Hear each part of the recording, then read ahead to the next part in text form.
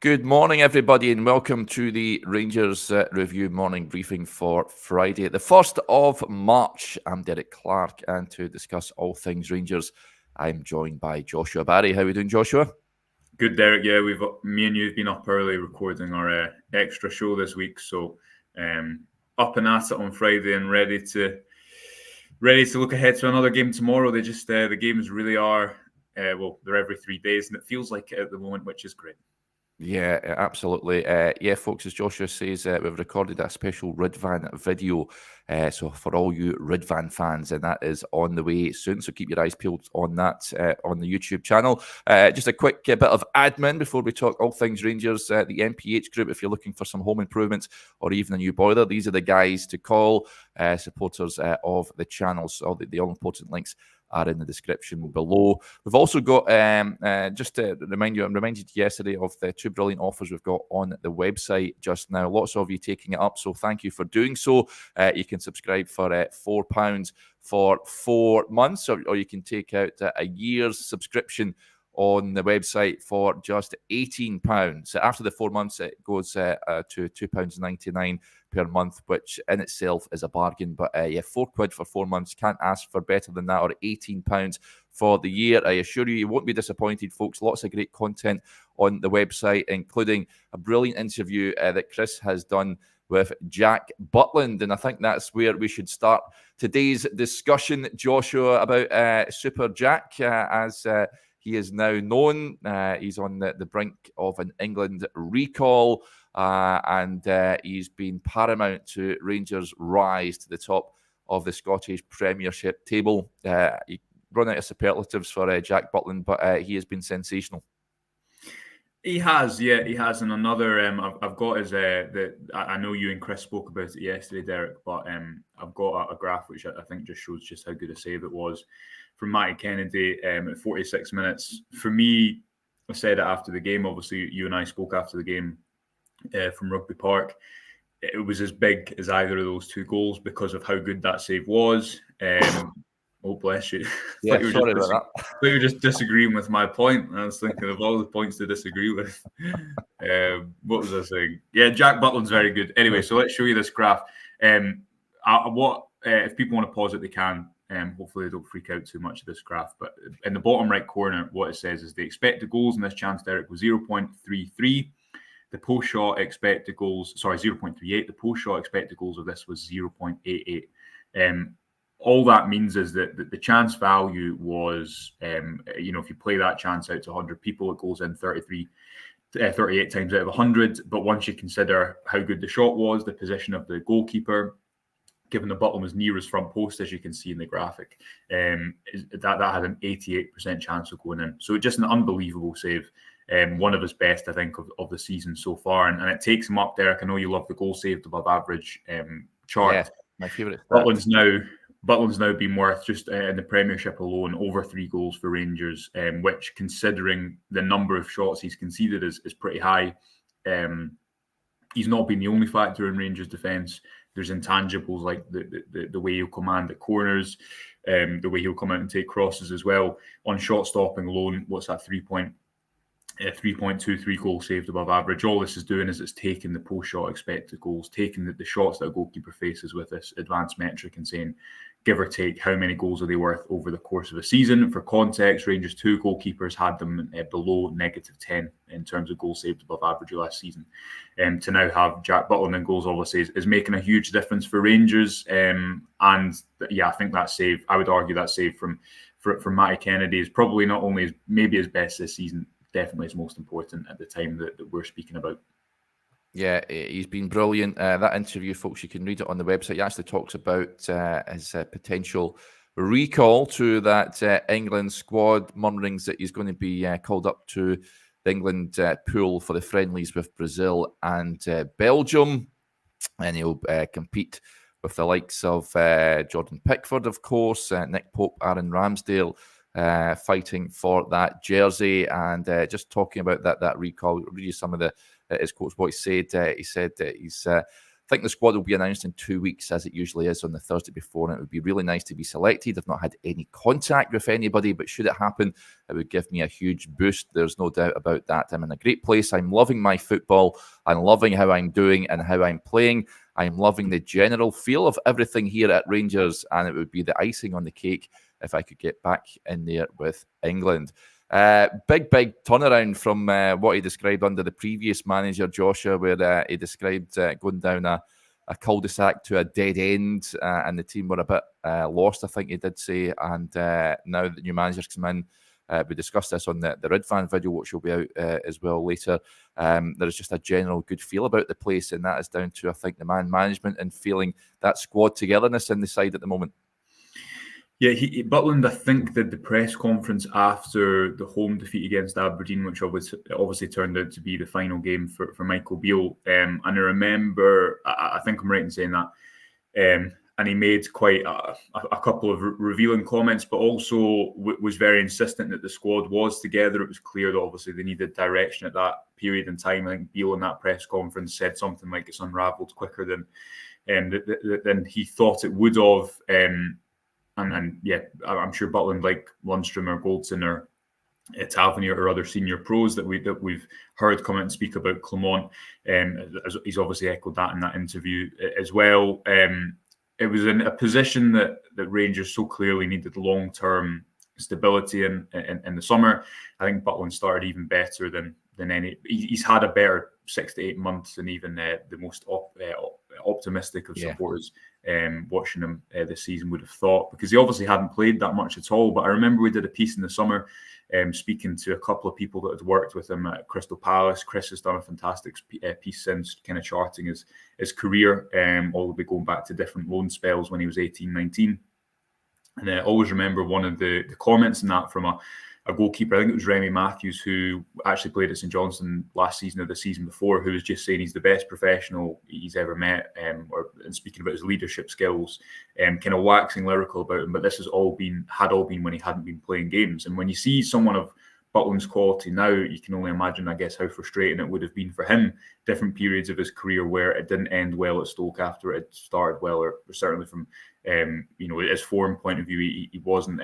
He'd started so brightly there and was touted for really big moves. England's youngest ever goalkeeper, but has seemingly never, even when he's had seasons where he's been on the bench more at Crystal Palace. He obviously spent the second half of last season all known at Man United as well. Never allowed that to effectively impact his standards, and you can see that now in the consistency he plays at. He's quickly become obviously a real fan's favourite, and you can understand why with moments like that, because there's not been. It's not as if he's having to make 10 saves a match, and he's spoken about this previously. And I think Connor Goldson spoke to us about this in our interview with him in La Manga, when he effectively said, look, a Rangers goalkeeper, you might be quiet for 85 minutes, but it's when you have that big moment being able to step up and provide it. And yeah, Kilmarnock away, the season hinges on that game, I think, because if Celtic go win emphatically and Rangers are to drop points at Kilmarnock, and they'd been 2-0 down at that point, and they probably should have. It was another quick set piece that I don't think the Rangers team reacted quickly enough to. It was Lundstrom again sprinting out as he did for the corner, the quickest to react to it. The ball seemed to get stuck under John Sear's feet. It was a moment where they needed their goalkeeper to bail them out, and bail them out he did. Yep. I fully expect Butland to get recalled for England. I think he's good enough to be their number one, incidentally. Give me him over Pickford any day, as some of the comments that are coming in saying that. Just on that save the other night from Matty Kennedy, John Stewart says a title-winning save. Absolutely. We often look back on title wins and look at goals that are scored and wins that are perhaps ground out. But I think he has certainly played his part up to this point to get Rangers top of the division, playing well. He just gives that degree of calmness to the back four, doesn't he? That he's going to, if the ball does get in behind, and then that is at the last line of defence. And good luck trying to beat Butland. This is an interesting point from Scott Girvin, Joshua. He says he's a great keeper following tradition. Only minor criticism is his unusual technique when faced with a penalty. The Kelly one and the Morton one come to mind. I don't know if you noticed that. I've seen a few people mentioning that on Wednesday night about his technique. He was behind the goal line and what have you. Is that something that you would like to see him work on, perhaps? I'm not too sure. Was it a tad unusual? I don't think I need to tell Jack Butland what to work on as a goalkeeper.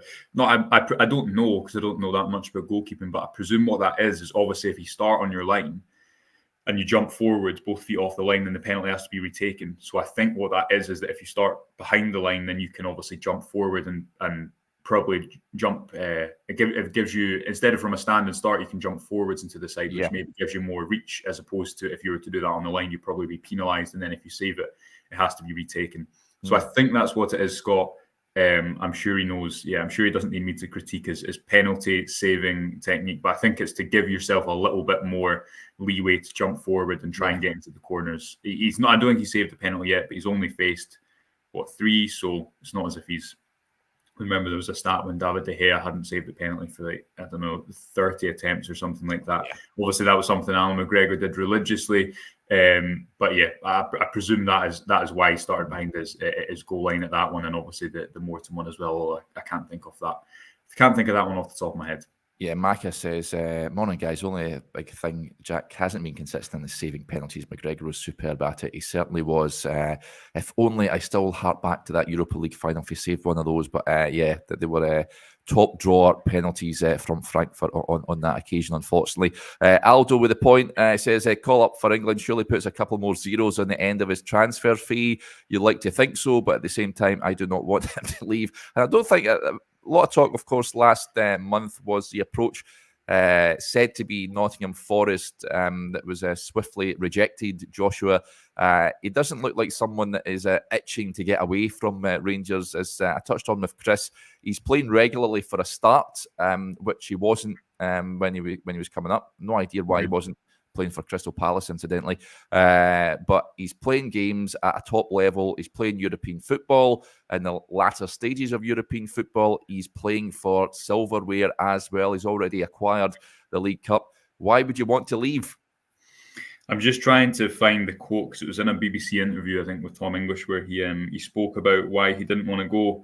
And I can't find it off the top of my head. But in effect, he said that he had a conversation. I'm paraphrasing here, so don't quote me, but the interest, obviously, which, as we know, was legitimate, at a conversation with his agent. He actually said he was on a team day out. Wasn't it? Yeah, and it was on a team day out, tactical from Clement to plan a team day out on deadline day. I presume that ties in with the squad night out that he was referencing a couple of weeks ago in a press conference, but there was no appeal to go. And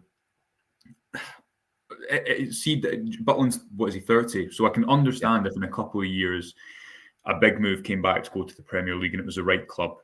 You could understand why he would go, because he, in a few years, because, and let me make my whole point before people shout at me in the comments here, because he obviously never probably quite fully, he probably feels he could have hit higher heights in his career. But equally, what is there an appeal to going to Nottingham Forest over Rangers, given that the size of the club at Rangers are, given the competitions they're playing in? They're fighting relegation. Yeah, I don't think so. He's done loads of that in the Premiership, hasn't he? Where he's been fighting for a spot, as you say, at the bottom end of the Premiership. Now he's in the Europa League last 16. He's won a cup already. He's in a title race. He looks like someone who's very engaged, and as he said in that interview with the BBC, which is really good as well, and as he's reiterated in various interviews, I think coming up now, he's seen the size of it, and it sometimes takes players coming from England to Scotland to realise that, and has totally thrived in that. He spoke about seeing the kind of understanding the size of the club at Alan McGregor's testimonial as well. Why would you want to leave at the moment? He's got goalkeepers can play for a long time, and that was the feeling certainly about interest in him in January, and obviously it materialised because, as he said himself, it was a non-starter for him leaving Rangers in this window, the last window. Rangers have been blessed with top goalkeepers stretching all the way back. Chris Woods, I think, back in '86 when Graham Souness brought him in. We've had Andy Gorham, of course. Then I was a big fan of Lionel Charbonnier. I thought he was absolutely fantastic before he got his knee injury. Stefan Klos, of course, was magnificent. And then McGregor coming through. And now we've got Jack Butland in goal, and long may that continue. I'll see with an interesting point. Says Butland is perhaps the only Beale legacy. If so, he might be the diamond that moves on for a fortune. Scottish record. Well, in terms of goalkeepers, Craig Gordon still holds that. I believe £9 million Sunderland spent to bring him from Hearts. So yeah, he's surpassing that if he moves on at some point. But let's hope it's not for a good few years down the line. Let's go slightly left field before we talk about Clement and his rotation. World's greatest DJ looking for a bit of help here. He says, any Rangers pubs in Brighton? I'm down there on the 7th of April. If you can help him out, folks, let us know in the comments. So the manager came in for a wee bit of criticism on Wednesday, Joshua, with his team selection, especially I noticed it on social media. I know it's not always a good barometer to assess the mood of the support, but suggesting that he got his team wrong on Wednesday, and his two subs at halftime would indicate that he maybe felt that himself when he brought on Dessers and Ridvan for Borna and Fabio Silva. He has spoke numerous times in press conferences about the reason why he is rotating so much is to keep players fresh, and he referenced Man City and some of the top clubs in Europe, how they cannot play the same team more than sort of 2 games in a row because the games come thick and fast. You need to keep players in top condition, and I think that is the case. That being said, do you think I predict changes on Saturday against Motherwell, and even going forward, I think he will continue to tinker. What's your thinking behind that? There is some that want him just to play the strongest team and keep it as that unless injuries and suspensions take hold. I don't think that's going to happen because there's just too many games. As football is as Connor Goldson said, I think last week, there's a lot more running. It's a different style of. I think a different style of football impact forms a different style of fitness, as we've obviously spoken about at different points, Derek, and why. How is it that Clement can come into the club and complain about fitness after a pre-season? And I think what you've got to presume, reading between the lines, is the different styles of football require players to do different things, run different lengths, exert different energies from game to game. So he's trying to build that up. We've seen it consistently, whether it be, Scott Wright started away at St Mirren and away at St Johnstone as well. I thought he was really poor away at St Johnstone, so we wouldn't expect him to play on the right all that often. But then I thought he actually did quite well when he came off the bench against Kilmarnock. Barisic, he's going to be needed between now and the end of the season. He is. He'll be used, yeah. Ridvan can't play every single game. The only people that are going to play every single game is Tavernier and Butland and probably Goldson as well. The same for Dessers. You can't sprint, as Clement said, you can't play that energy for 90 minutes every 3 days. So I just think it's a byproduct of Rangers being in 3 different competitions. Did he get it wrong? Maybe so. As I said, or as we spoke about in the Ridvan video, Derek, that will be out later today, I actually think that Ridvan's almost more important at home because there's more fluidity in the way that Rangers fullbacks play there as opposed to away from home where they can be a bit more direct. I think that's why we saw Barisic start at St Johnstone, for example. Is a manager going to get his team selection right every time? No, but also how much does that just come down to a player having a bad day individually? And he made the changes at halftime. So I think it's going to continue. You can understand that the suggestions about Rangers needing to play their strongest team. I don't really know what their strongest team is at the moment, because I think that personally in games like Kilmarnock would like to see more of Dujon Sterling, although as Clement explained pre-match, that was to do with the fact that he's had ankle issues on AstroTurf in the past. So that's probably why he didn't start in that game. But I think it's going to be a lot of rotation from game to game. Would expect Fabio Silva to play against Benfica, but I don't know if that's just because he's going back to Portugal that I'm thinking that. So maybe Dessers comes in and starts at the weekend. Expect Ridvan to come back and left back as well. I think we'll see this rotation right up until the end of the season, Derek, because Clement realises he can't just play. He can't just use 11 to 14 to 15 players because they're not going to be able to play at that intensity between now and the end of the season. And he's presuming that Rangers will have a lot of games, whether they get through in Europe or not, between now and obviously the league season ending in May. Yeah, let's get to some interesting points just on that. This on rotation, Aldo says, Derek, I get PC rotates players to keep them fresh, etc., but he doesn't rotate everyone. Tav and Goldson, for example, so surely we don't need to rotate Ridvan. Well, he knows the players more than any of us. I think there's a robustness around Tav and Goldson. Tav, he's a machine. He'll play every minute of every game. I would like to see him getting rested from time to time, but with the games that are coming up, there's not a game there you would think you'd be resting James Tavernier. So I expect him, unless he gets injured, touch wood he doesn't, that he'll be playing all the time. Connor Golson is an interesting one. He has at times come in for a bit of criticism. People would like to see perhaps a Suter Balogun back to at the heart of the defence. But yeah, it's a fair point from Aldo. There is certain players that you don't drop. John Lundstrom, I would say, is another undroppable. Joshua will we see him maybe start on the bench at some points? Is there any others that there are places that are guaranteed? I know the manager did touch on this incidentally. He was asked a few weeks ago about it, about as players' positions guaranteed. He says no one's position is guaranteed. They have to show in training why they're deserving of a starting place. But there are certain players in there, Butland, Tav, Goldson, I would say Lundstrom, that are some of the first names on the team sheet, and you'd be surprised if they were taken out for rotation. Yeah, on Ridvan, again, as we spoke about earlier in the show that we release later, this is the most he's played in a Rangers shirt, and up until a few months ago, he didn't seem like he was capable from the outside of playing a number of games in a row. So I don't expect him to play every single game, although he has played quite a lot of football comparatively to last season, if you look at his minutes played this season compared to last, Derek. Are we going to see Balogun and Suter? No, not if Connor Goldson's fit. No Rangers manager has not had him as one of their starting centre-backs, their first starting centre-back up till now. I think that should tell you everything you need to know, whether you criticise him or not. If Clement and Gerrard and Beale and Gio didn't think he was good, I'm sure they wouldn't play him. So I don't think that will happen. I think he'll play more often than not. I think Tavernier started every single league game this season to date. So again, don't expect that to change much between now and the end of the season. I mean, looking ahead to tomorrow, you have a little bit more time between a Saturday 3 o'clock kickoff and is it an 8 o'clock kickoff in Benfica? You're going, Derek, so you can tell me. Yeah, I believe so. Yeah, they lost last night. A lot of comments coming in. They were playing Sporting Lisbon, and they lost that game. They play Porto at the weekend as well. They lost in the cup yesterday, first leg of their semi-final Portuguese Cup. But yeah, they've got a big game at the weekend against Porto. But yeah, 8 o'clock it is on Thursday evening. Yeah, so we'll see. I know we've not prepared our team, so I know we're going to think of them somewhat on the spot now. But I would expect it's difficult to predict again tomorrow. Probably think that McCausland stays in on the right-hand side. I think Dujon Sterling might be kept for. He'll definitely play away in Benfica. I think that Diomande will be in there as well. But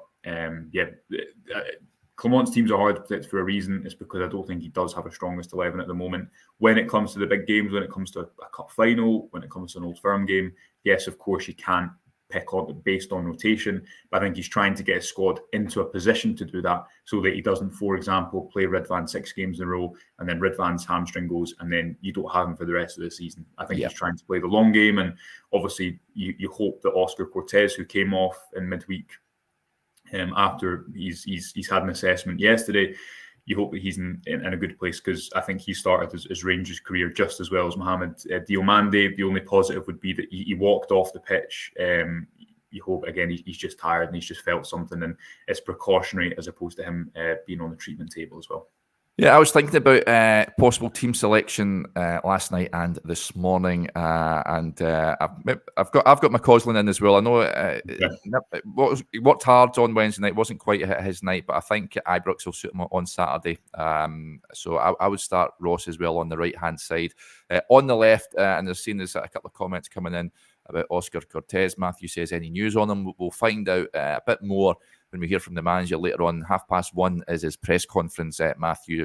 But we should have a clearer picture on Oscar's injury. Let's hope it's nothing too serious. I would be amazed if he featured at the weekend, given that he was holding his hamstring. I think realistically, we're looking at him missing at least the next couple of games at the very minimum. So over on the left-hand side, it presents an opportunity for someone. I would play Dujon over there.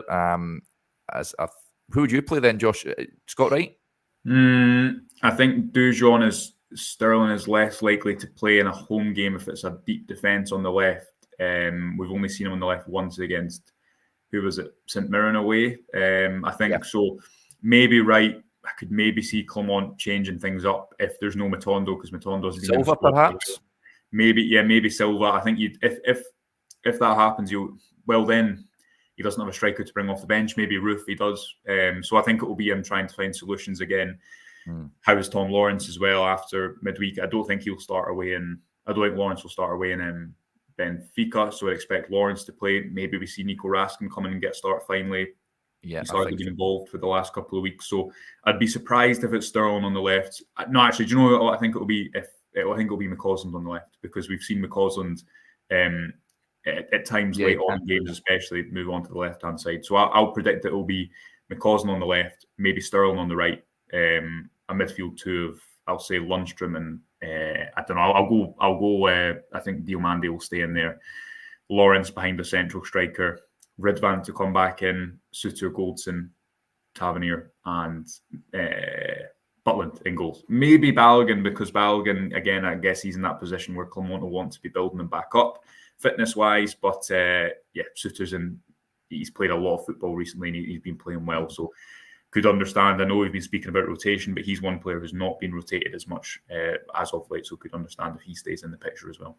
Yeah, there's a comment saying don't adjust at the back five, which I totally get. And I've got a feeling Nico Raskin might come back in on Saturday. But listen, the manager's got loads of options to choose from. So it will be intriguing. Michael Keenan with the point. Any news on Ryan Jack? He has been missing of late. The manager did say, I can't remember what game. I think it was heading into. Was it the Hearts game, or it was one game where was it Ross County? Can't remember. He said that he's managing his minutes, and that is the reason why he's sort of drip feeding him action. Now, he's not been seen in the last two squads, Joshua. Hopefully, he's not picked up another injury in training. But we may get an update on him a little later on. You completely forget about Ryan Jack, don't you? But it's such a congested area of the pitch just now. He's got his work cut out getting back in there. Yeah, and I would like to probably see Nico Raskin get minutes first, because I think that he'll be available between now and the end of the season. Clement seems to be working Ryan Jack's minutes like he is with Kemar Roof as well. So maybe Raskin to come into the middle of the park. Maybe Diomande moves up a line. I thought Diomande had an okay game against Kilmarnock, got caught on the ball a few times. It's probably the most difficult away game, especially as a new player you could face on that surface against that opponent. So wouldn't read too much into the mistakes he made. I think he's been very good at it in that game against Ibrox, against Hearts, Ibrox of the weekend. So predict that he will stay in the team somewhere. Like you would quite like to see Nico Raskin come back in and get some match fitness as well, because it's been a while since he started a game, and I think it was actually St Mirren away the last time he started a game, right back at the end of January. So intrigued to see if he gets some minutes tomorrow. Yeah, another question. Headkeeper says, what about Matondo? Yeah, he's been out, a small muscle injury when he hobbled off against St Johnstone, if I'm not mistaken, at half-time, was it? He get replaced? No, it was at home again. There's so many games that you and I it was a home game. I think it was a home game against Ross County. Yeah. Home game against Ross County. He came off through injury.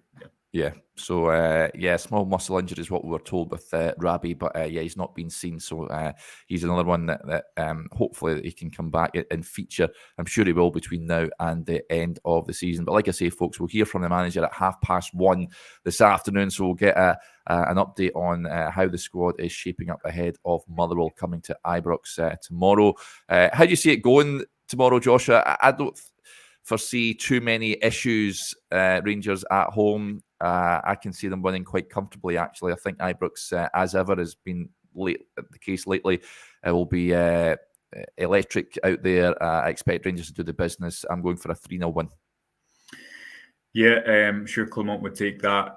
I think you want to make a few changes to that team to keep it fresh, allow it to approach the game with the energy that it did against Hearts. Hearts was a bit of an outlier because Rangers were so clinical with their finishing, in contrast to, example, Ross County a couple of weeks before, where they met a goalkeeper who's in fantastic form, and I think was 2 goals saved above average in that game alone. So Rangers are obviously favourites at home, vitally keep the momentum and expect there to be a bit of rotation to allow that before the big one in Benfica, away at Benfica next Thursday. Yeah, cannot wait. Huge games coming up. Right, folks, that'll do us there.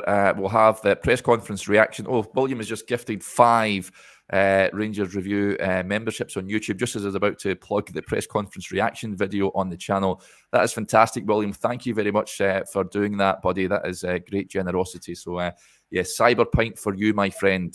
So if you want to take up that membership, please do, folks. Me and Joshua will be back a little later on with that press conference reaction video. Is it yourself going to the Rangers Training Centre today, Joshua?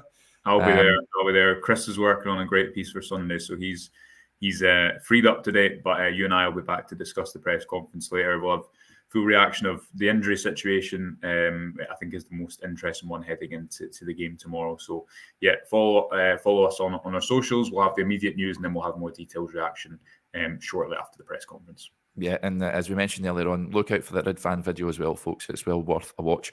Right, that'll do us there. We will be back a little later on. If I don't speak to you, hopefully your team wins at the weekend. I'll speak to you on Monday. Bye for now.